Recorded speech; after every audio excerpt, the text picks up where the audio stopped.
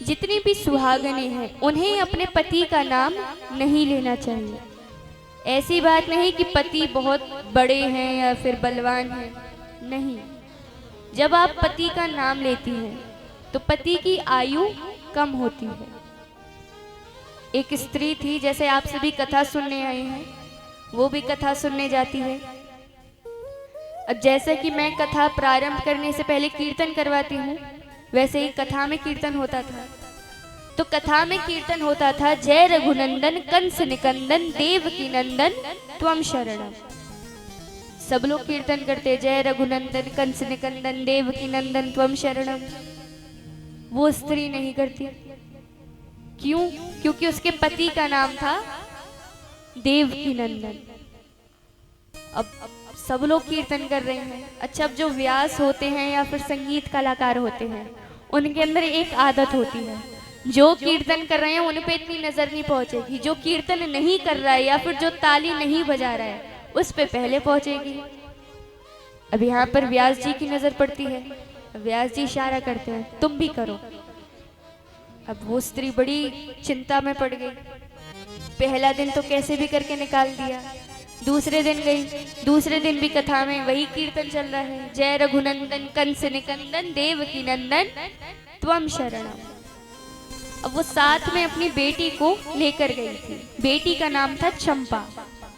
अब यहाँ पर व्यास जी दोबारा देखते हैं, व्यास जी दोबारा इशारा करते हैं, तुम भी करो। अब भगवान का नाम लेकर, हाथ जोड़कर, नेत्र बंद कर अब वो कीर्तन कर रही है कि जय रघुनंदन कंस निकंदन चंपा के पापा त्वम शरण। अब जैसे ही बोला चंपा के पापा, भगवान ऊपर मुस्कुराते हैं। लक्ष्मी माता कहती है, क्या हुआ कि आज मेरे भक्तों ने मुझे एक नया नाम दिया। कौन सा नाम? चंपा के पापा। अब ये तो हास्य प्रसंग हो गया। स्त्रियों को कभी भी अपने पति का नाम नहीं लेना चाहिए। कहीं कहीं देखा जाता है स्त्रियों को उनके पति के नाम से संबोधित करते हैं। जैसा कि गांव में आज भी देखें, कोई महिला जो होती है सुहागन, उसको उसके नाम से नहीं पुकारते, जो पति का नाम हो। राम की बहू, कन्हैया की बहू, इधर आ जा, ये काम करते हैं। एक स्त्री थी जिसके पति का नाम था, एक स्त्री थी गांव में रहती थी, उसके पति का नाम था ठनठन पाल। क्या नाम था? देखिए, मैं जैसे हर बार कहती हूँ, ऐसे मुझे अच्छा नहीं लगता। मैं इतने प्रेम से कथा सुना रही हूँ, आप प्रेम से सुन भी रहे हैं, परंतु उत्तर नहीं देते। क्या नाम था पति का? ठनठन पाल। अब महाराज, गांव में मैंने बताया रीत चलती है कि पति के नाम से संबोधित करते हैं। अब उस स्त्री को संबोधित किया जाता है कि ठंडन पाल की बहू, कहाँ जा रही हो, यहाँ आ जाओ। ठंडन पाल की बहू, जे काम कर दो। अब वो स्त्री बड़ी लज्जित होती, बड़ी परेशान होती, पति से कहती है कि आप अपना नाम बदलिए। पति कहता है कि 20-25 वर्ष का हो गया, आज तक नाम बदला नहीं, अब 20-25 होने के बाद मैं नाम बदलूं? मुझे तो यही नाम अच्छा लगता है। पत्नी कहती है, या तो अपना नाम बदल लीजिए या फिर मैं चली मायके। पत्नियों की आदत है, कुछ भी हो जाए मैं मायके चली जाऊंगी, तुम देखते रहियो। अब यहाँ पर पति तो कह देता है, मैं नाम नहीं बदलूंगा। अब पत्नी उठाकर अपने कपड़े इत्यादि कहती है कि मैं जा रही हूं मायके। अब रास्ते में उसे एक लड़की मिलती है जो लकड़ियों को बीन रही थी। अब उसने उस बच्ची से पूछा कि बेटा तुम्हारा नाम क्या है? वो लड़की कहती है कि मेरा नाम है लक्ष्मी।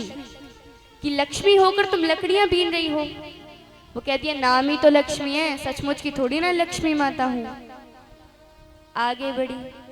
आगे बढ़ी तो देखा एक व्यक्ति है जो गायों को चारा होता है, भूस कहते हैं गांव इत्यादि में, उसे वो इकट्ठा कर रहा है। भैया से पूछती है, भैया आपका नाम क्या है? भैया कहते हैं कि मेरा नाम है धनपाल। धनपाल होकर आप भूस बटोर रहे हो? यार नाम ही तो धनपाल है, कौन सा जीवन में धन दे दिया भगवान ने। आगे बढ़ी, एक शव यात्रा अर्थात अंतिम यात्रा जो होती है व्यक्ति की, वो निकल रही थी। तो उसमें एक व्यक्ति से पूछ लेती है कि ये जो मरे हैं इनका नाम क्या है। वो व्यक्ति कहता है कि इनका नाम है अमर सिंह। अब जैसे ही सुना अमर सिंह, वो घर को लौट जाती है। पति कहता है कि कुछ ज्यादा जल्दी नहीं आ गई आप मायके से। पत्नी कहती है कि लकड़ी बीने लक्ष्मी, भूस ढोवे धनपाल, और अमर सिंह सो मर गए तो भले मेरे ठन ठन पाल। वो समझ जाती है कि नाम में कुछ नहीं रखा। तो महाराज, ये कुछ स्त्रियों के लक्षण बताए थे कि स्त्री को कभी भी अपने पति का नाम नहीं लेना चाहिए।